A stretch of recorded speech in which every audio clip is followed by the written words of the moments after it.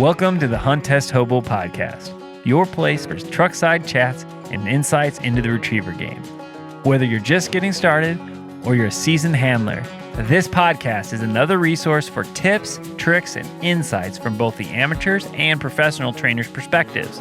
Each week, we'll dive into the nitty-gritty of retriever training, sharing stories of success, overcoming challenges, and forging stronger bonds with our dogs.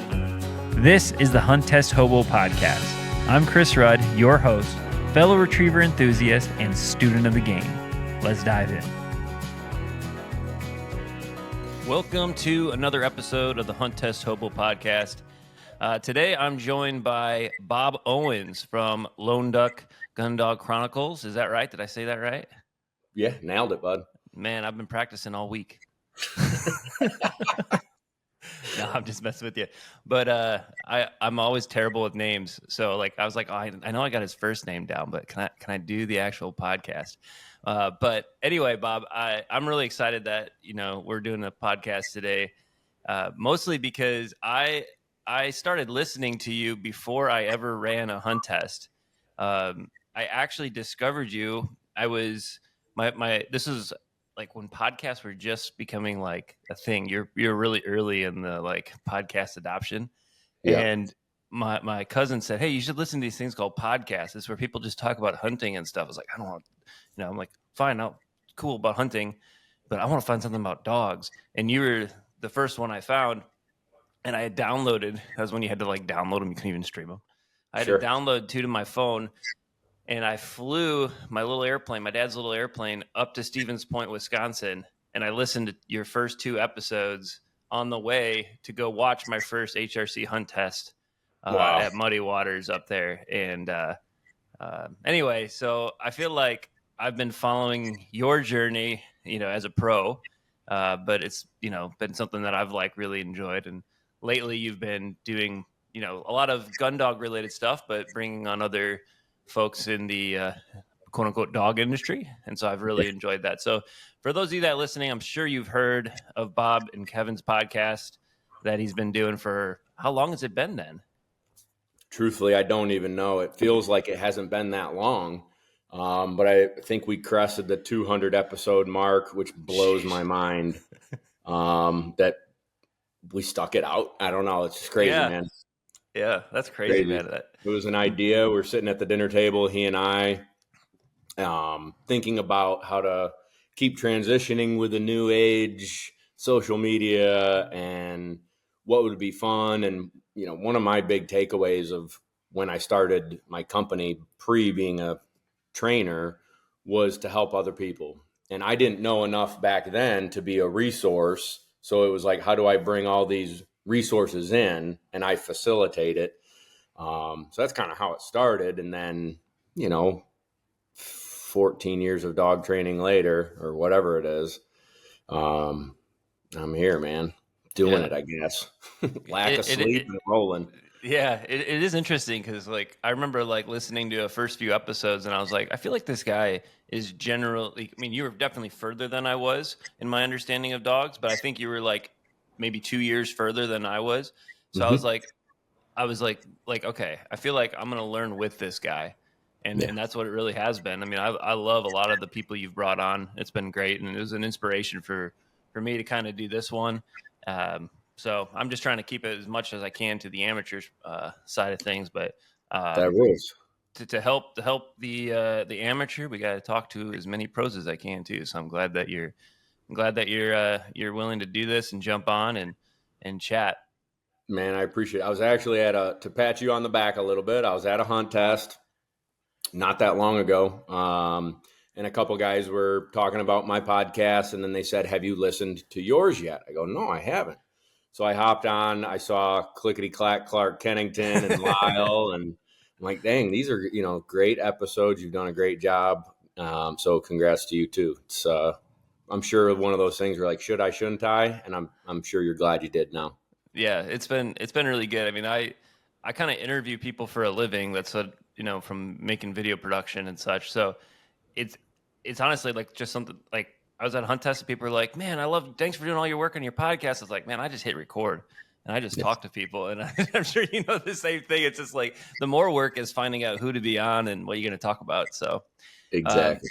so speaking to that, before we jump in, just in case some folks who, I have a lot of I shouldn't say elder, now they're going to be all mad at me, but people who listen to me on YouTube specifically that maybe haven't heard of your podcast and haven't heard of you. So why don't you kind of give those listeners a little bit of a background of who you are and what you're doing.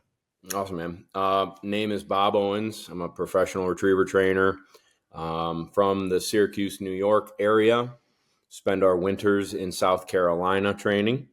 I think I'm on year 13 or 14 now, which is crazy. The podcast called Lone Ducks, Gun Dog Chronicles. And like we kind of just chatted about, it's hopefully a resource to educate and entertain. Typically it's over a cold beer. This morning it's on a coffee. So that's a different thing for me to deal with. But it's my brother and I, we have a great time. 98% of the people we have on are good friends of mine. So it's like a couple people just hanging out, having fun, talking about dog training, hunting stories, education, tips and tricks. Several episodes on humble pie where you get your butt kicked and have to regroup and rethink and continue to grow. But it's been a fun process. I do mostly hunt tests. The last 2 or 3 years, I've been, trying field trials and having fun with those. And so definitely making me up my game, challenging myself. And it's been fun. It's been a good ride. Awesome. What do you feel like is the biggest difference? Because I've had a lot of people at Hunt Test ask me, hey, can you do more stuff on quals? Which seems to be a theme that, once people have done well in the master game and the finish game, they're like, what's the next thing I can do with my dog? And that natural thing is running quals. Yep. So I'm just curious, what do you feel like are the things that are different that you would work on if you were making that transition? It's a good question. I think a lot of folks who have a really solid master dog, not one that flies by the seat of their pants and barely passes or has a couple whistle refusals or big hunts but gets by. We can make dogs pass, by being a smart handler, by reading the situation, by keeping the dog safe. It's a very team effort on passing and failing.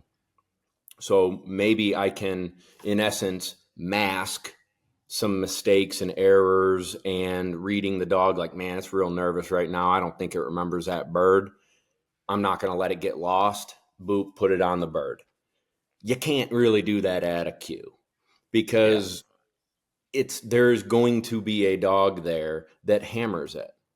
And then there's going to be a second dog who pretty much hammers it. And so if you have a dog that's an okay master dog, my advice is to keep training and improve. If you have a hammer that goes to every master test, makes it look easy, likes running big, is not intimidated by big swims, and you want to grow, go try one, because a lot of hunt tests, think about it, they're not looking at white coat gunners standing out. Those are all, in essence, retired birds. You know what I mean? You're kind of you have some of that foundation of some difficult things with a hunt test that I think lend to trying cues. The first cue I ran, it was like right when my old dog, Memphis, or one of my old dogs, I guess, I think she was like 2.5, maybe 3. And I thought, let's try it, man. She likes to run big. I was way out of my league. It was a long time ago, and I was way out of my league. She didn't even pick up the triple in the Land Series. Had no clue where the last bird was. And so that was humbling. Went back to work, honed the master test skills, and after the Master National in Idaho, we went and ran a cue, and I think we got 3rd place. And I got a jam with another dog. And I'm like, oh, all right, we're starting to figure this out.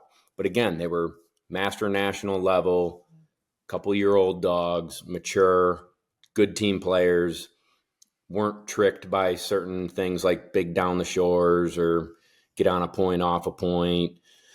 And so that, I think, helped me have some success there. And then since then, I've got definitely 3, but over the years, it's been like 6 to 8 dogs that I've taken and played with and have been pretty consistent in finishing and being in the top 4 or jams. Mm-hmm. And it makes you, again, it's not pass fail. I can make an okay dog pass by Yeah. reading the test, knowing the dog, knowing its downfalls, and I can get it to pass. You can't hide that at the cue. And even if you have a hammer and they're 1 foot off on the wrong side of the wind and they fade to a factor, thanks for Yep. coming. That was a really fun 3 minutes. Yep. The only other 2 things I'd add to what you talked about there was the potential for that long entry on a water blind, which you don't see often at hunt test. And for whatever reason, dogs do not understand, like, oh, I ran 60 yards and now you want me to get into the water. And if that's getting into the water on an angle entry or something, man, I've watched so many hunt test trained dogs just be like, I don't understand what you're telling me to do with your hands, sir. Yeah. And so that would be a big one that I'd really, before you run your first cue, if you're a listener that's thinking about making that transition, that is definitely one thing that I would focus on. And just honestly, with like that water blind, I mean, the watermarks are going to be really challenging in and of themselves, but I think the biggest, like, when I watch a lot of hunt test dogs, because I've only ran 2 cues, but I've probably thrown for probably 6 or 7 of them. Mm-hmm. And when you're planting the blind, man, and you're watching those dogs run at you and then explode only 60 yards away from the handler, you kind of remember that. So I've seen that probably at 4 different cues. The other thing that you see a lot at a cue, especially if they have the grounds for it, is the I don't know, maybe 150 to 200 yard point that you obviously is in line to that blind, and you got to put that dog on it, and it's all about that cast. And if you better practice that cast at a distance.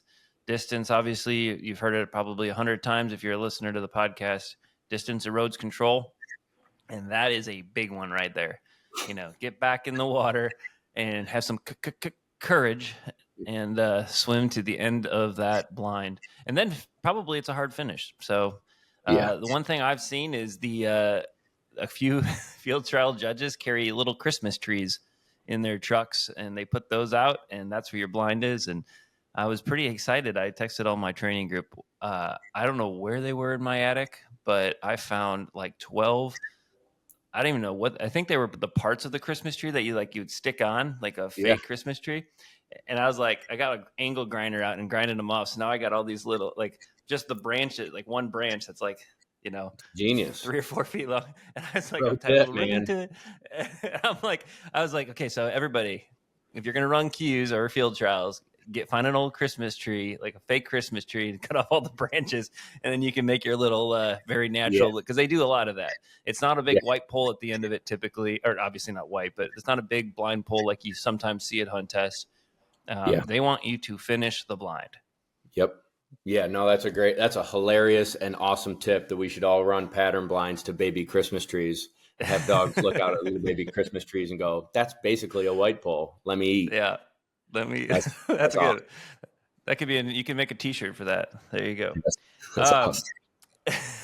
Well, the other thing I had a couple of people ask me, and I know you've ran a few Master Nationals. How many have you ran? 3. So it's amazing how themed the question. I mean, I'm sure you see this a lot with your podcast, but the questions that I get are like almost always the same in the same month. And I had like 3 or 4 people reach out to me and be like, how do you get ready for a national event? Now they would say their specific one they're about to run. But so I thought I mentioned this to you. I said, hey, let's talk about, quote unquote peaking. I have some opinions on it, but I wanted to hear yours first. And so tell me a little bit about how you prepare for those big national events. Yeah, that's a cool question. And there's no good answer because I Well, I guess my answer is going to be it's dog dependent. So when I'm taking a group of dogs to a national event, I've never been to the Grand. I really don't run HRC, but I would imagine everything is the same. You're looking at each dog's individual strengths and weaknesses, common themes that they struggle with, a lot of back to basics, which is mind blowing to me that we don't focus on it more throughout the year. We just almost cram it like, oh, back to wagon wheel, back to, I have this little box drill where they've got to sit next to the bumper and then cast to another bumper and tweet into a different bumper. And they can't pick it up until I let them, basically. And it's all control, and it's little things like that, really working in, being chill in the holding blind and walking nice to the line, and obviously sitting very still with short flyers and the not Idaho, the Georgia Master National last year. It was blinds under the arcs and poison birds under the arcs, and when we ran it, the wind was blowing towards the line to the blind. A really tough concept when those dogs are super jacked, no e-collar, in a hunt test, where they come up and get higher and more excited. So realistically, the answer is I'm looking at the individual dog strengths and weaknesses 6-8 weeks out, and I'm honing each one of those skills. I'm working on, a normal day's setup. I might look at bird placement and factors and how I'm attacking it. But while I'm pre-training, I'm also working on actual marking drills to hone precision marking. As stupid as it's not stupid, as simple as it is, a Y drill, angle back, flat, angle in, at 60 yards.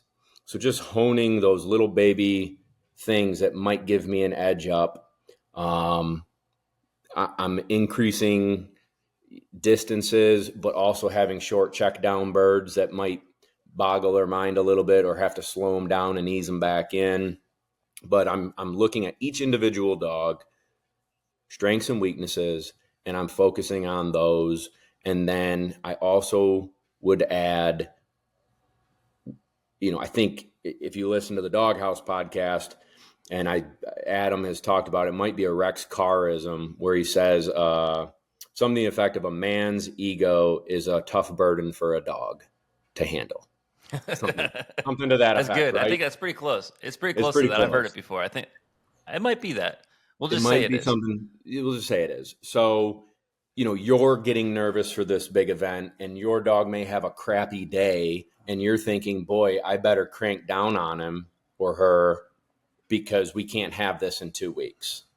And in that session, you may unravel a literal shitstorm because you are nervous and impatient and made too strong of corrections because you're nervous for the big show. So it's just another hunt test. It's just another couple marks and blinds. Have fun. They are fun. They're intimidating.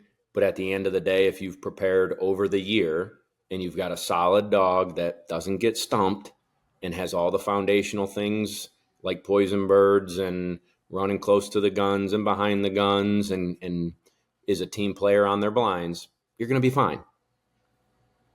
Yeah. I think to summarize what you're kind of saying there is the dog shouldn't be overwhelmed, and you should not feel overwhelmed when you're coming to that. Yeah. I'm going to anything else you wanted to add? them. Yeah, let's say like in the 8-week span, the first 4 weeks, I'm going to be maybe a little overwhelming. But all the concepts that you're going to see, right? Then you ease up, ease back on them. Comfortability comes back up. Confidence comes back up. And then maybe, again, if you've got a real line manner issue, crazy crackhead, you're tightening the screws. And you can do that outside of line time, yard work, then bring it to the line. And then those dogs that are a little more sensitive, I'm letting them feel free. I'm letting them take deep breaths and just go have fun and just mark your birds good and work with me on your blinds. Just feel good about yourself. So it's individual dog basis, but the first 4 weeks, you're throwing everything in the kitchen sink at them, what you think that you'll see. And then the last 4 weeks, you're relaxing them. And then pre-national training, when you get to the area, I think pre-national training is super important. So if you're an amateur, you're taking time off of work additionally to get to these locations so that the different type of terrain, grasses, maybe you grow up, you train in an area where there's no lily pads, and you're going to Kentucky and there's a boatload of lily pads and stick ponds. You're going to have to pre-train and find places like that and try and, we went to Idaho. They were talking about sagebrush. So we trained all week in sagebrush. Not a single one of our series was in sagebrush. Sagebrush. Yeah. Yeah. A pro tip I always tell people is call around to people who have already ran at those grounds and figure out what the grounds are like, what you think you're going to see. Like for this year, the Grand was at the same place the previous spring Grand was, which I don't think happens very often, but it was nice. So I called Clark and I called a few other, Jeremy Legg, and I talked to them. I was like, okay, what's there? What do we need to be prepared for? And that's really what I tried to do, is just get the dogs familiar as much as I can before that, just to make them comfortable. And I think for my thing, like the things that I wanted to talk about of, quote unquote, peaking at the right time, is really kind of echoing what you said. And I think I maybe start a little earlier than you.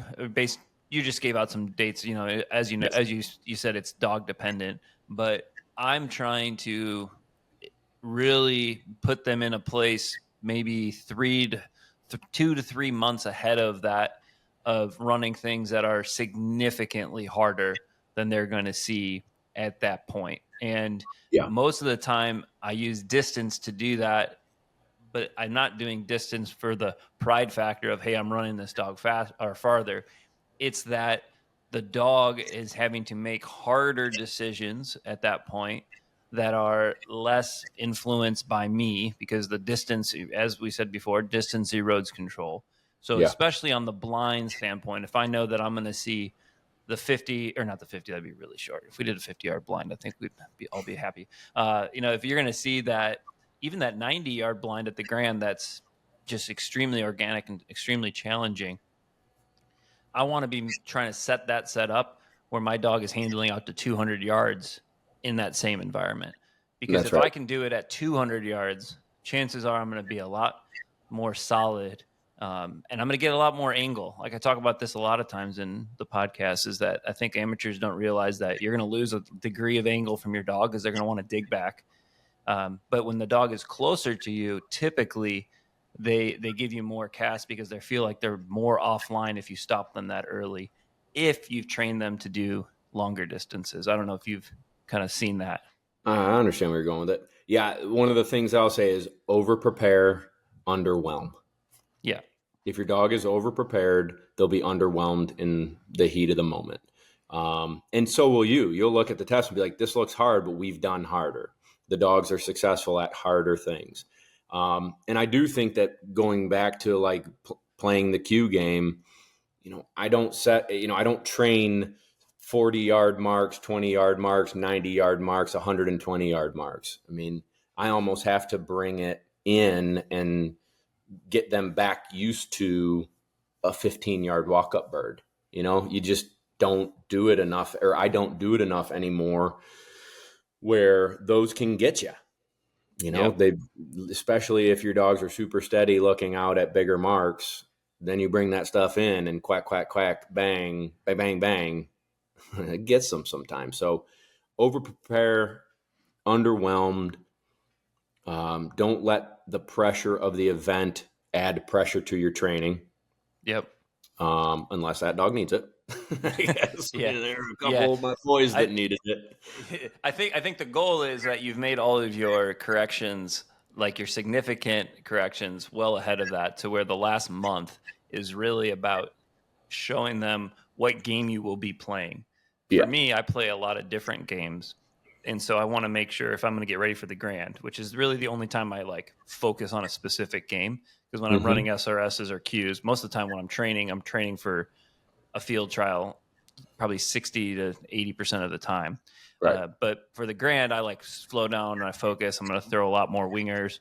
I'm still going to have a guy out there to help the dog if they need help, but they're going to hear that winger noise. And the big thing is that we haven't really talked about is I try to do as many group training days as I possibly can leading up to that national event, because you have to get your dog in as close to a mindset as possible to what that's going to be, so that you're training at that dog's excitement level. And for certain dogs, that doesn't matter. But I think for most folks, that's a really important thing, is that I talked to my wife. I'm like, okay, we're getting ready for the Grand. You know what that means, right? That means Saturdays and some Sunday mornings, I'm going to be at a place with another pro or a huge amateur training group to where that dog believes it's at a test. And I'll choose depending on that dog. Most of the time I run with a collar. But there are times in this scenario where I won't run with a collar, but I'm going to deny that any sort of bird in marking, because typically marks are now you can't have control issues with blinds, but we'll put that aside for now. But I'm trying to make sure that they understand that I can get them at any point in time. And I'm doing that well ahead of that national event. I'm just making sure that I'm putting them in that situation so that I can get those corrections that I need. And most of the time it's just a denial. Like, because I've trained my dogs that if they make a mistake, that bird is not theirs anymore. And if you can do that enough in a test-like environment, they'll be test-wise, they'll be excited, but they'll have a lot more respect for they have to do what they need to do to get that bird. Yeah. Yeah, I think you hit the nail on the head, man. Absolutely. So peaking is not about putting a lot of pressure on your dog right before. Peaking is, in my mind, is the work that you did well before that, and then you're really just trying to get them to be really, really comfortable. But that doesn't mean you don't give the corrections. There's been plenty of times where I've seen times that dogs needed corrections, and I've seen plenty of times where I've applied enough corrections to let them know, hey, and it really, in my mind, it has to do with the age and maturity of the dog. A young dog that's a firecracker, you can kind of get into them a little bit more pre-national training because they can handle it. They're still like, their eyes are still glazing over because they see a duck. Versus an older dog is, it is about much more when they've had a lot of that mental pressure of making hard decisions in water, or, they're just more mature. So I think it depends on the maturity of the dog as well. Yeah. And again, dude, I don't even want to go down the rabbit hole of Jimmy, who's got a fire-breathing dragon 2-year-old, so he thinks he's got to put more pressure on him because he's a fire-breathing 2-year-old. I really just look at it like, if you're over-prepared, you will be underwhelmed. If your dog is over-prepared, they will be underwhelmed.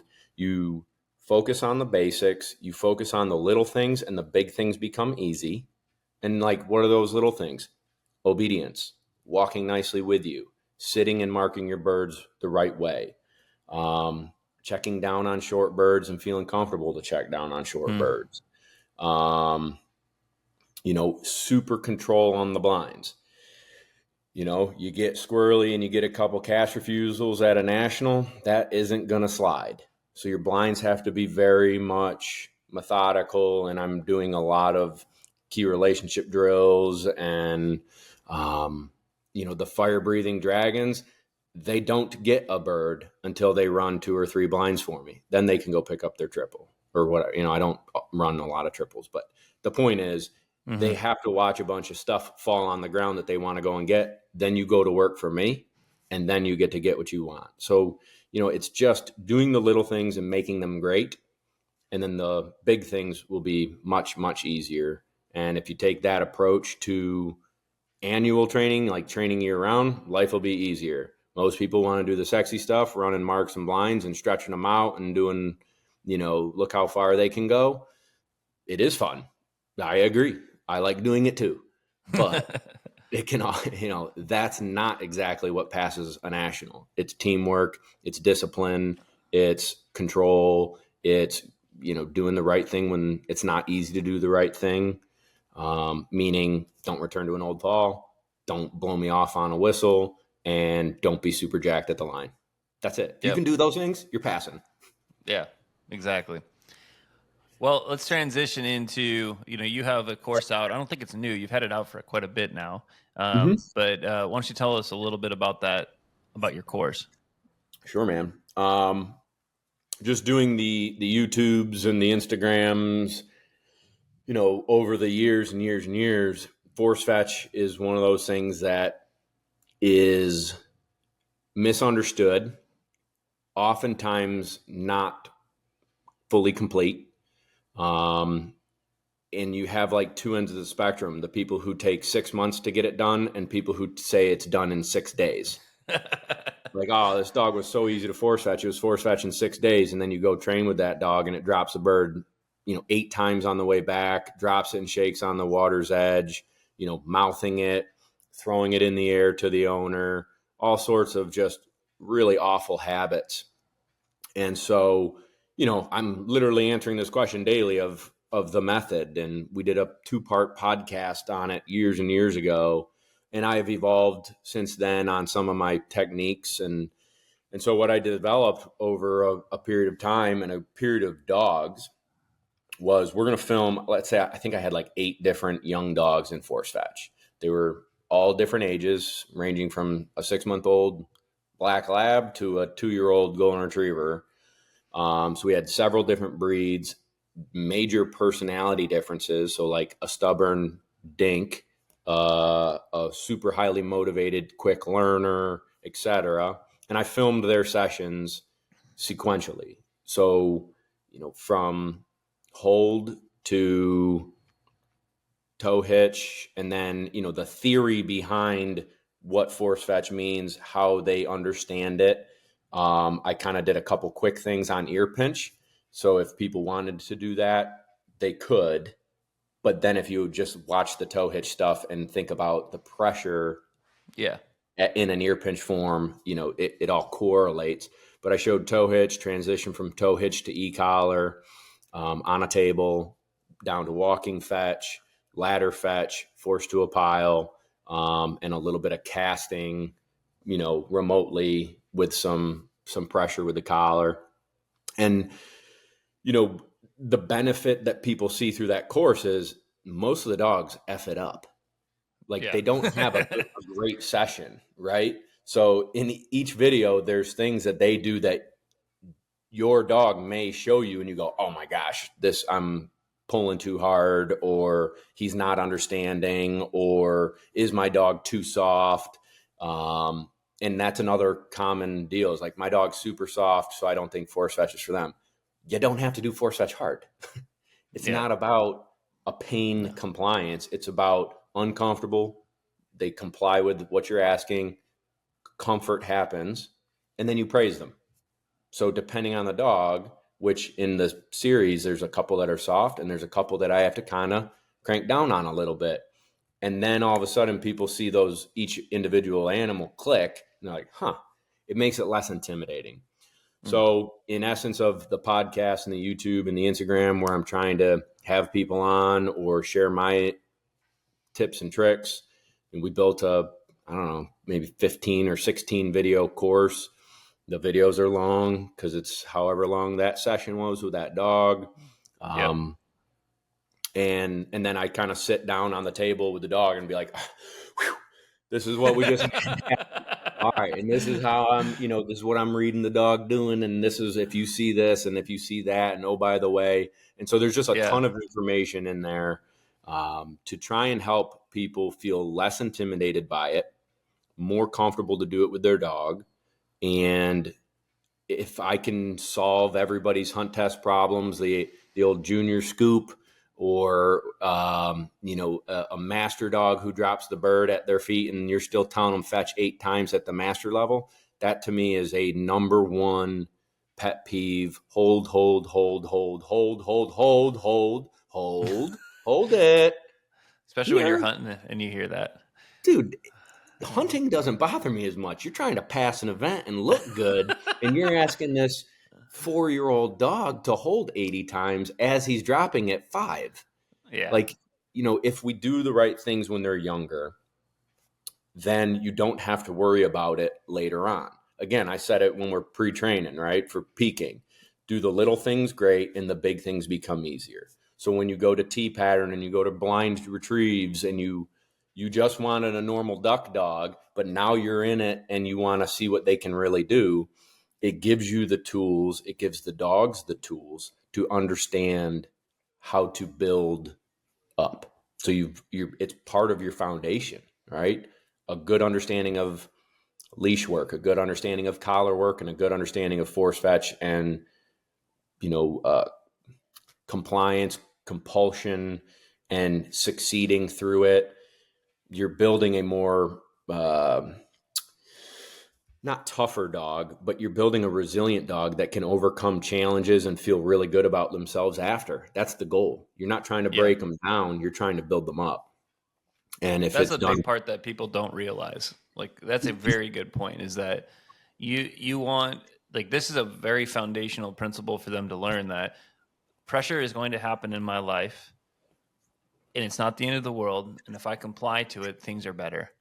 yeah, Very basic, but it's very important. And this is one of the first times that they meet the wall of pressure, as I call it. Like, all right, I really don't want to do this anymore. That's what the dog's saying. There's not a treat at the other end. I just have to comply.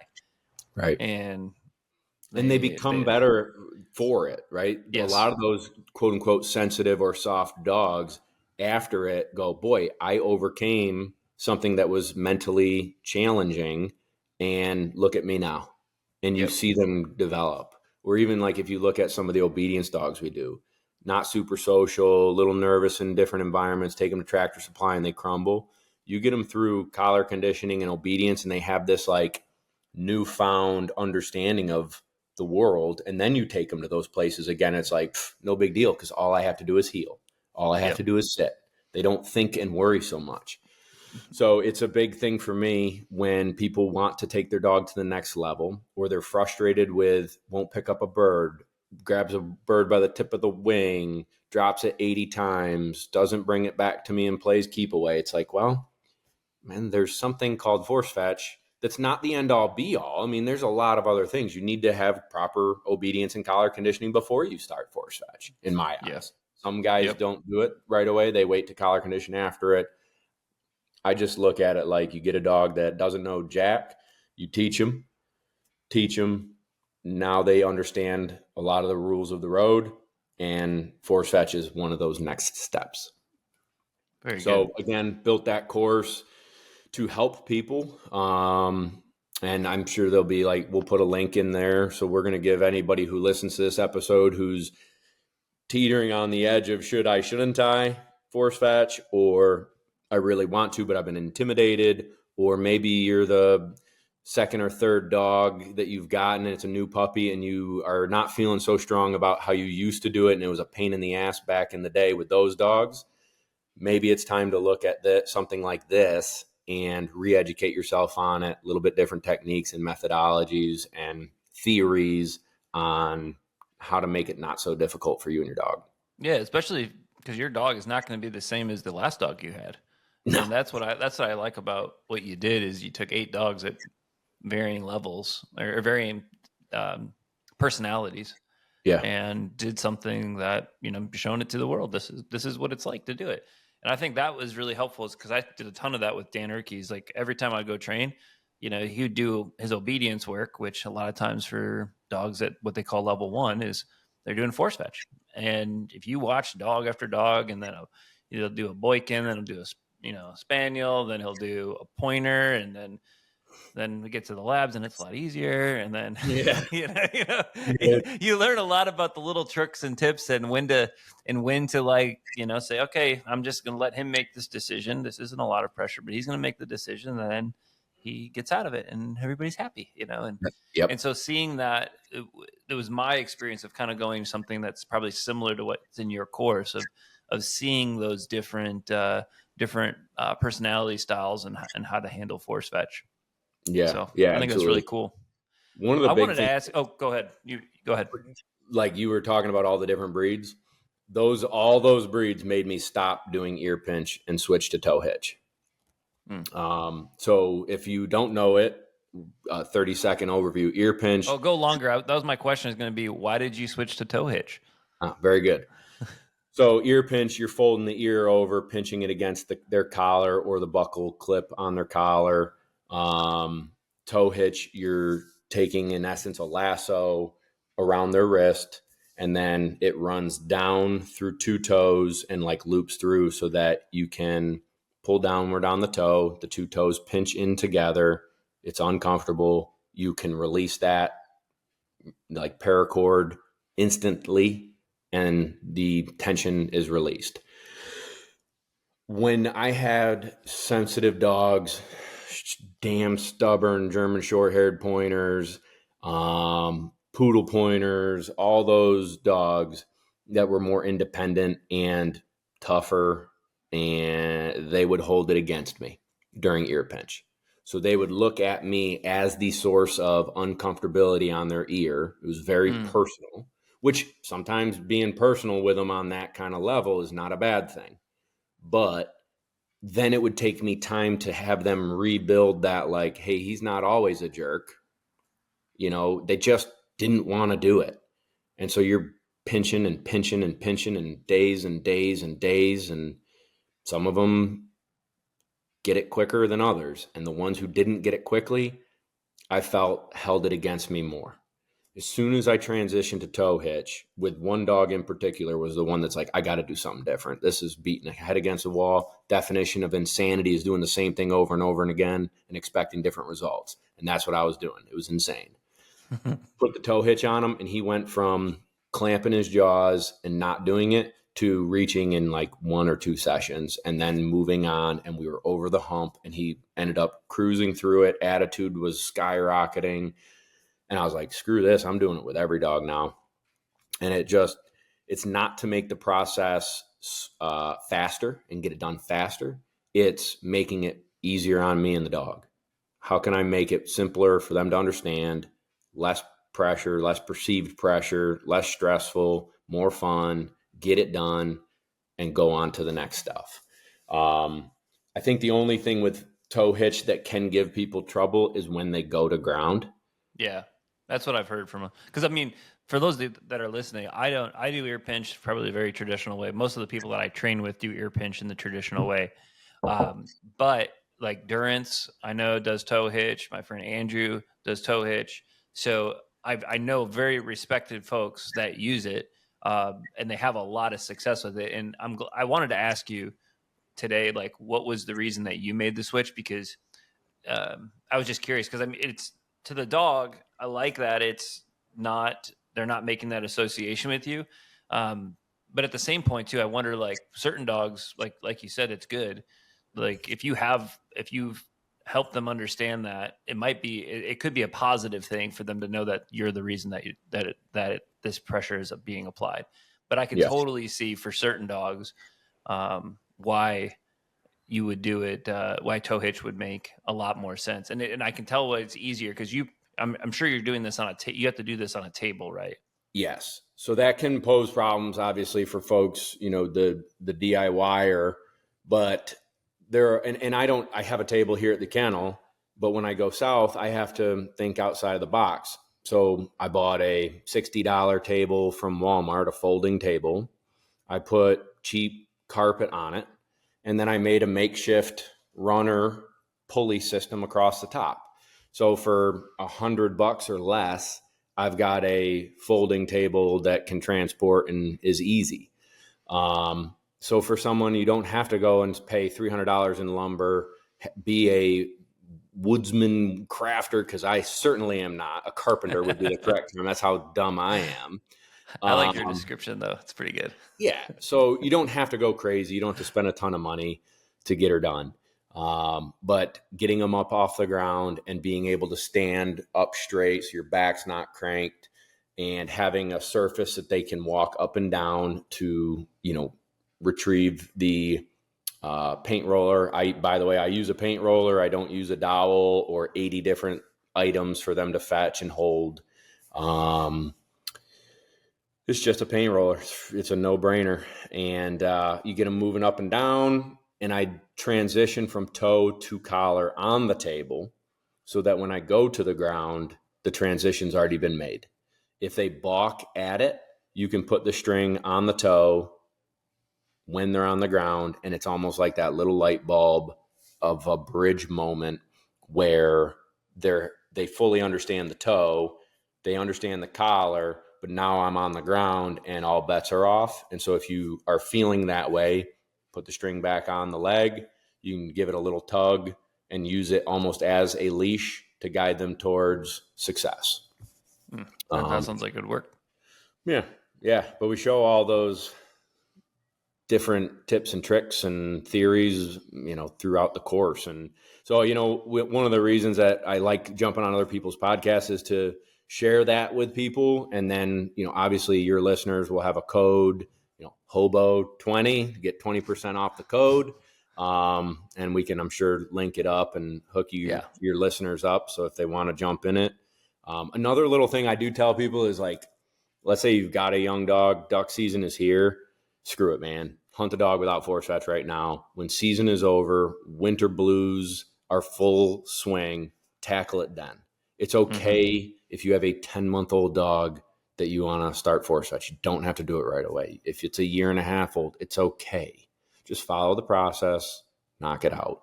But enjoy hunting season. Don't worry about force fetch right away and making the dog fetch in a new hunting season that they don't really know what's going on anyways.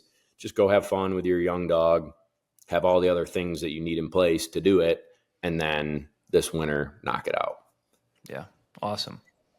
Well, Bob, thanks for jumping on today. I'll make sure that we get that discount code to your course in the description of this episode, and also we'll post it on Facebook. So appreciate you jumping on today. Is there anything else you wanted to add? No, man, I appreciate you having me on. I appreciate the knowledge that you're sharing with people. I enjoy doing these types of things. So I guess if anybody wants to follow along, Instagram is Lone Duck, LONEDUCK, YouTube, Lone Duck Outfitters. Our website has a ton of different gear and med kits and collars and anything you need to train a dog. So that can be a resource for you too. And then check out the course if it tickles your fancy. Yeah.